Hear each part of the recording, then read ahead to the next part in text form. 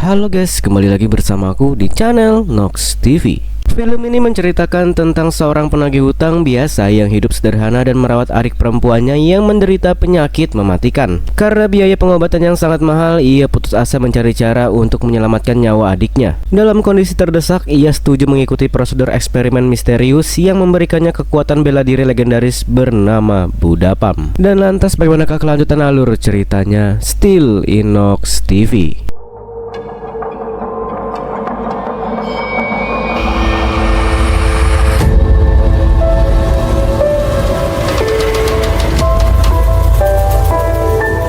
Cerita diawali dengan memperlihatkan seorang ahli bela diri bernama Han. Saat ini, Han tiba-tiba diserang oleh dua pendekar yang berniat untuk merebut kembali topeng dan kitab berisi kekuatan yang disebut tapak tangan Buddha Sakti. Di mana topeng dan kekuatan tersebut rupanya sudah dicuri dari sebuah kuil tempat kedua pendekar ini berasal.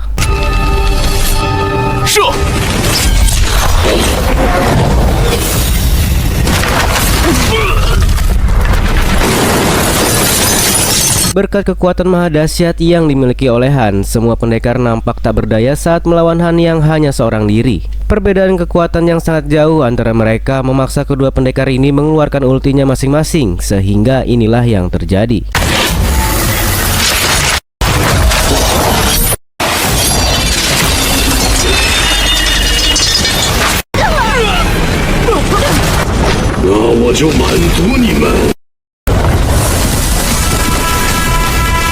Dan kisah akan berfokus pada seorang debt collector atau penagih hutang bernama Long, yang hampir setiap hari ia selalu pulang dengan keadaan terluka akibat berkelahi ataupun dihajar oleh para nasabah bandel yang tidak mau membayar hutangnya. Bahkan saat ini tangannya diperban akibat luka bakar yang cukup serius, sehingga tidak heran jika sang adik yang bernama Yiran seringkali dibuat khawatir. Bahkan Yiran sama sekali tidak tahu apa-apa tentang pekerjaan yang sedang digeluti oleh kakaknya. 你是不是有什么闪着我？你怎么老是受伤？说什么呢？我就剩你这么一个妹妹了。 Tak lama Long menerima panggilan telepon dari bosnya sendiri yang bernama Dong, di mana ia mengajak Long bertemu untuk membicarakan sesuatu yang cukup penting. Dikira akan bertemu di suatu tempat, ternyata si bos sudah menunggu di depan rumah sambil membawa beberapa anak buah untuk menagih upeti yang sudah biasa ia terima. 依然，你先去休息，我们几个老朋友聊聊天。 Di tengah percakapan yang sedang berlangsung, salah satu anak buah si bos dengan sengaja mengungkit-ungkit tentang pekerjaan kakaknya pada Yiran. Bahkan tak cukup sampai di situ saja, anak buahnya yang pada dasarnya cerewet pun sekonyong-konyongnya meminta adiknya sebagai jaminan jika suatu hari Long tidak sanggup melunasi hutangnya.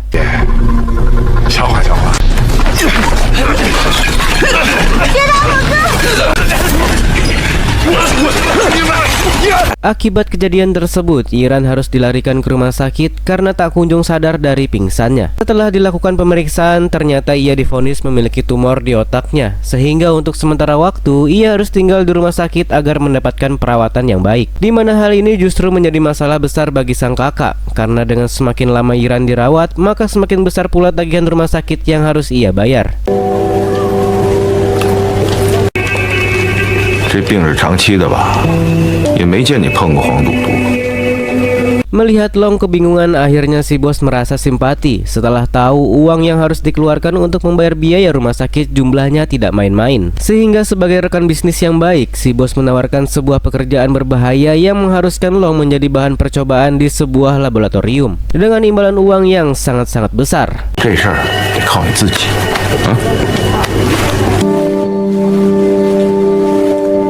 Beralih pada Han yang mulai khawatir karena topeng dewa jahat yang selalu dipakai terus menyerap energi di dalam tubuhnya, di mana hal tersebut benar-benar membuat Han sangat tersiksa karena hanya bisa membuka topengnya sebentar saja. Bukan karena nyaman atau sekedar gaya-gayaan, namun jika Han melepas topengnya dalam waktu yang cukup lama, hal itu justru akan membuatnya mati karena kehilangan banyak energi. 才能提供邪神面具所需的能量。我现在的身体不行了。 Selama ini Han dan para ilmuwan berusaha mencari orang terpilih untuk mewarisi kekuatan tapak Buddha, karena hanya orang-orang dengan kriteria tertentulah yang mampu menetralkan energi topeng dewa jahat tersebut.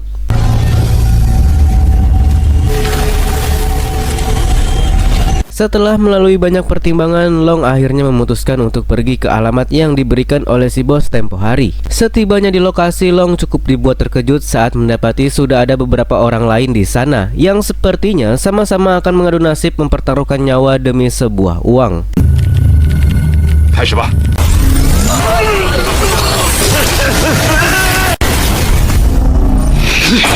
Semua orang yang mengikuti percobaan tersebut dinyatakan tewas termasuk Long yang tak kuat menahan rasa sakit yang dialami. Namun setelah beberapa menit mayatnya dibiarkan tergeletak, keajaiban tiba-tiba terjadi saat tubuh Long mengeluarkan aura berwarna merah seperti panas yang menyelimuti tubuhnya, dan inilah yang terjadi.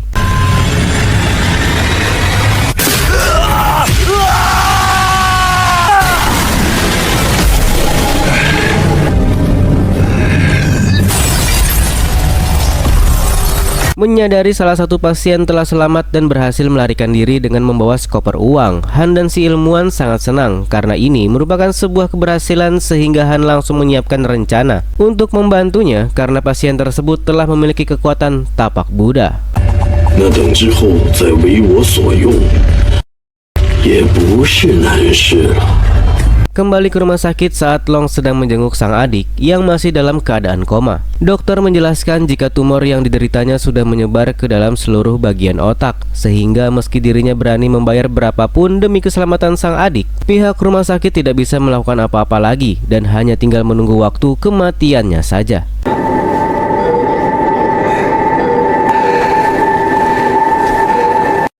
Sambil menunggu Yiran siuman, Long yang masih sakit kepala karena efek mati suri setelah menjadi bahan percobaan pun berniat menyeduhkan secangkir kopi. Siapa tahu bisa mengurangi rasa pusingnya, tapi tebak apa yang terjadi.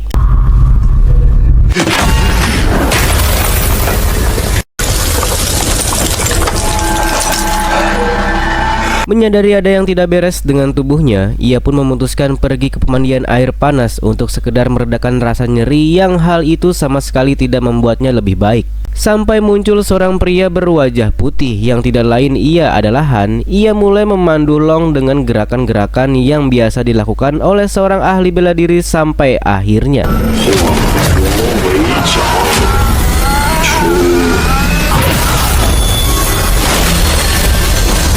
Long benar-benar dibuat terkejut karena tidak menduga jika dirinya memiliki kekuatan sedahsyat itu. Begitu juga dengan Han yang cukup kagum karena Long bisa dengan cepat menguasai jurus tersebut. Di mana Long yang saat itu belum mengetahui siapa pria yang ada di hadapannya pun sekonyong-konyongnya menyerangnya, tetapi 我都说了，我不是武林中人，我只是个普通，别烦我。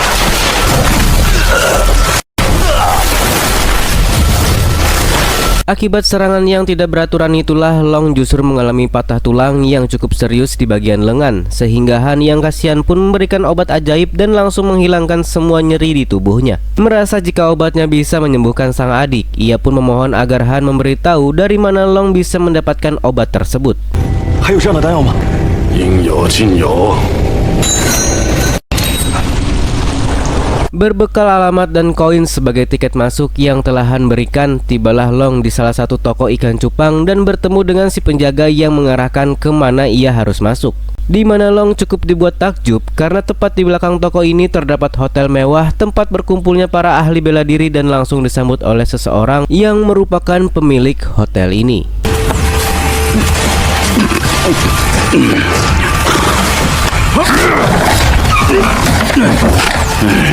Tanpa basa-basi, Long segera menanyakan lokasi tempat penjualan obat yang ada di hotelnya. Setelah pemilik hotel menunjukkan ruangan tempat sang dokter biasa melakukan praktek, Long bergegas masuk dan menunjukkan surat diagnosa adiknya yang divonis dokter hanya akan bertahan selama 2 bulan lagi.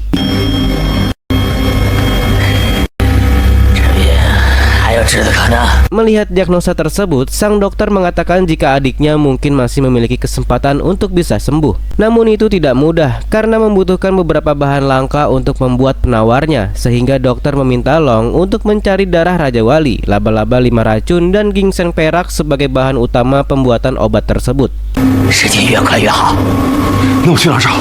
Bingung harus cari kemana, dokter menyarankan agar Long kembali menemui Samsul untuk meminta sebuah misi dengan imbalan bahan-bahan yang dokter butuhkan. Setelah ia memberikan sebuah misi, muncullah seorang ahli bela diri cantik bernama Sun Ling yang langsung menunjukkan kebolehannya pada semua pendekar yang ada di hotel itu.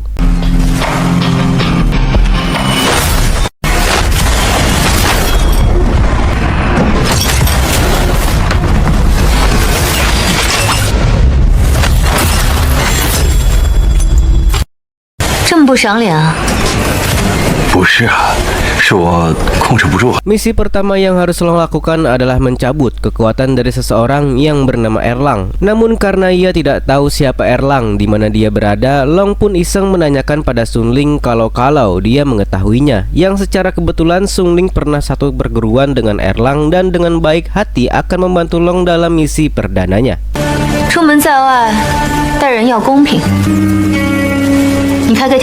Dikira beneran tahu keberadaan Erlang, Sun Ling ternyata hanya tahu wajahnya saja karena memang dia sudah lama meninggalkan perguruan. Namun meski begitu, Sun Ling tahu siapa orang yang bisa membantu mereka. Tiba di kediaman seorang kakek tua yang dijuluki Google-nya para pendekar. Akhirnya mereka mendapatkan informasi dari kakek tersebut terkait lokasi keberadaan Erlang dan bergegas pergi ke tempat yang dimaksud.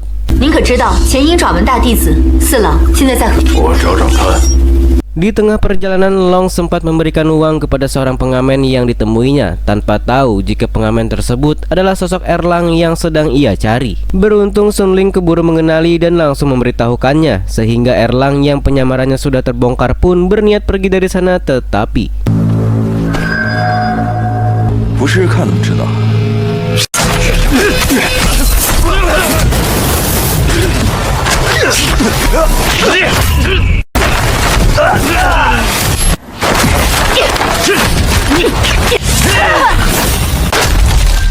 sempat kewalahan menghadapi Erlang yang memiliki kemampuan bela diri di atas rata-rata. Long akhirnya bisa membalikan keadaan dengan satu gerakan mematikan dan berhasil mengalahkan Erlang sehingga terkapar tak berdaya.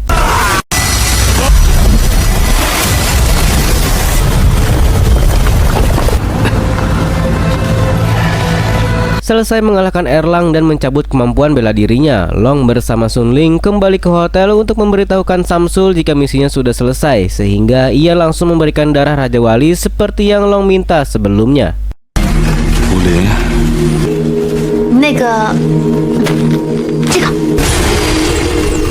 Beres dengan misi pertama, kini Long harus melakukan misi kedua, yaitu mengalahkan seorang pendekar dengan julukan Pendekar 5 Racun. Yang menurut rumor beredar, pendekar ini terkenal sangat kuat dan tak mungkin bisa dikalahkan dengan kekuatan Long yang sekarang, sehingga ia meminta Han untuk mengajarkannya seni bela diri agar bisa mengeluarkan semua potensi yang ada di dalam dirinya.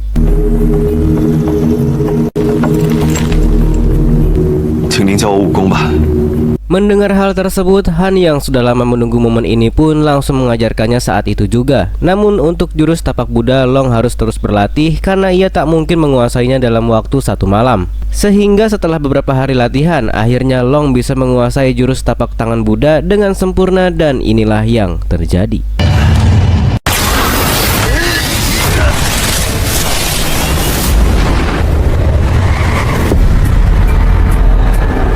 Selesai latihan dengan Long, Han diam-diam menemui Pendekar 5 Racun dan memintanya untuk tak menahan diri saat melawan Long nanti.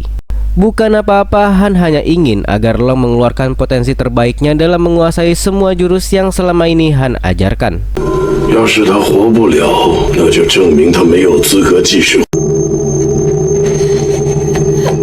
Malam harinya, Long dan Sun Ling pergi ke sebuah bar yang merupakan tempat Pendekar 5 Racun biasanya nongkrong. Tak langsung menyerangnya, ia sengaja menunggu kesempatan yang pas untuk melakukan. Namun setelah beberapa saat di sana, mereka tiba-tiba merasakan pusing dan mata berkunang-kunang yang sangat luar biasa sampai akhirnya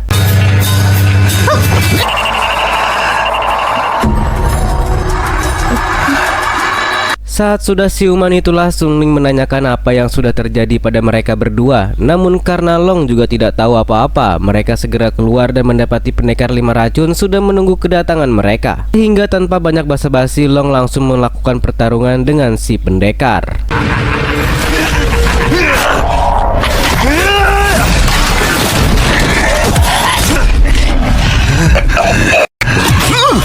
Entah racun jenis apa yang ditusukkan pada lehernya, ia tiba-tiba mengalami halusinasi dan malah menyerang Sun Ling yang dianggapnya adalah pendekar 5 racun. Setelah saling melukai satu sama lain hingga keduanya terkapar, si pendekar memanfaatkan momen tersebut untuk mematahkan kedua tangan Long dan akan menghabisi Sun Ling di depan mata kepalanya sendiri.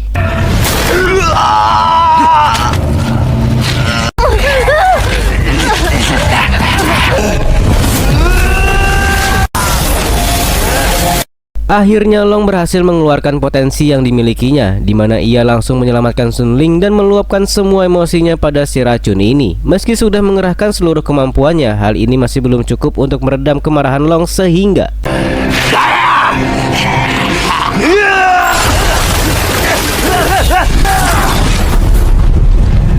setelah mendapatkan bahan obat yang kedua, Long akhirnya bisa melihat Iran terbangun dan sudah cukup sehat untuk dibawa pulang. Sehingga ia yang tak ingin sang adik terus berada di rumah sakit pun memutuskan untuk membawanya pulang dan mendapatkan sedikit kejutan dari Sun Ling. Tetapi哥，我好开心啊！依然，karena Yiran kembali tak sadarkan diri dan kondisinya semakin memburuk, Long kembali menemui dokter untuk menanyakan di mana ia bisa menemukan obat terakhir, yaitu ginseng peraknya. Sehingga si dokter langsung mengantarnya ke tempat di mana ginseng tersebut bisa didapatkan.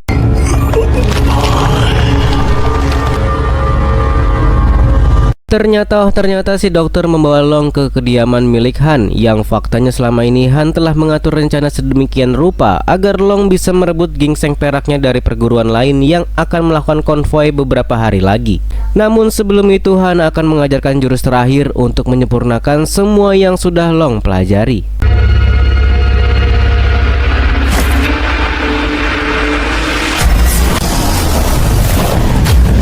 Singkat cerita, besok pagi pun tiba. Karena belum tahu rute mana yang harus dituju, Long iseng menanyakan pada Sun Ling kalau dia tahu informasi tentang perguruan yang Han maksud. Long tidak tahu jika Sun Ling sebenarnya berasal dari perguruan yang dia cari. Mengetahui perguruannya sedang dalam bahaya, Sun Ling berusaha meyakinkan Long bahwa Han adalah orang yang jahat dan hanya memanfaatkan Long agar bisa mendapatkan ginseng peraknya.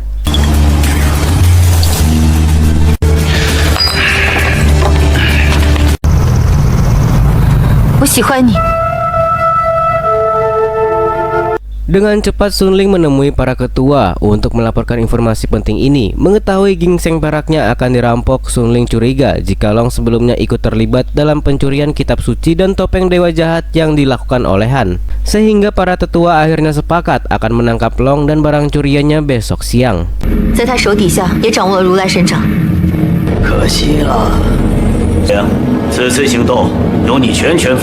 Keesokannya Long terlihat sudah bersiap untuk melancarkan aksi pencuriannya. Ia langsung menghadang mobil yang membawa ginseng perak tersebut seorang diri dan mulai membrutal dengan menghabisi satu persatu pengawas yang ada di sana.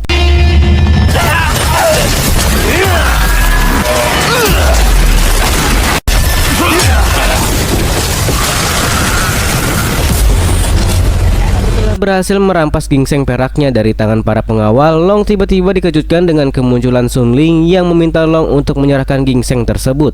Namun karena Sun Ling bukanlah lawan yang sepadan, Long dapat dengan mudah mengalahkannya.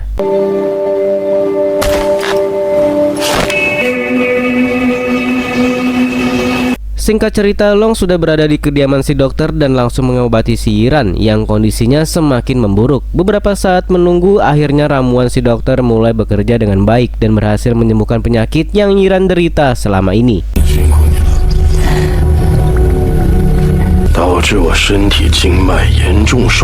Setelah keinginan Long menyembuhkan sang adik sudah tercapai, Han akhirnya jujur jika dirinya telah mencuri topeng dewa jahat dan terus memakainya sampai tubuhnya mengalami kerusakan yang serius. Di mana hal itu tak akan terjadi lagi karena mulai sekarang ia akan mewarisi topeng tersebut pada Long yang sudah siap menerima semua kekuatannya.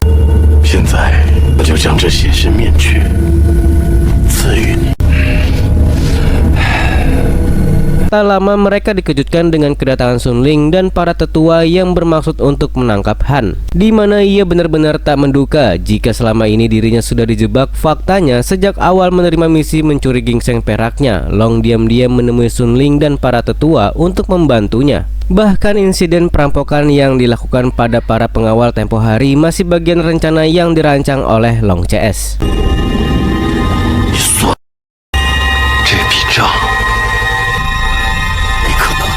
Karena tugas Long hanya sampai di sini, para tetua akan menghadapi Han dan menyuruhnya untuk segera pergi mengamankan diri. Namun sesaat setelah mereka berdua keluar dari ruangan Yiran, tiba-tiba meminta Long membantu mereka mengalahkan Han dan tiba-tiba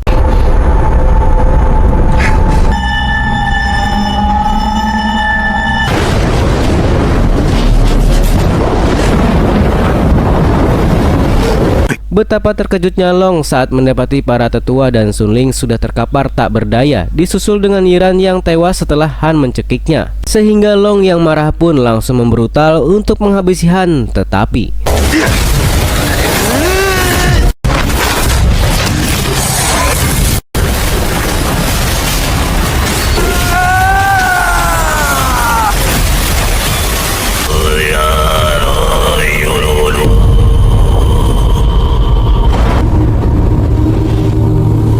berkat kekuatan topeng dewa jahat yang dipakainya, akhirnya Han bisa mengalahkan Long dan kembali membujuknya untuk bersedia memakai topeng tersebut. Di mana hal tak terduga terjadi ketika Long menghapus kekuatan sekaligus mengakhiri hidupnya dengan menggunakan kekuatan tapak Buddha pada tubuhnya sendiri. Yang karena kekuatan itu sudah lenyap dari tubuh Long dan Han pun langsung menjatuhkannya dari atas gedung.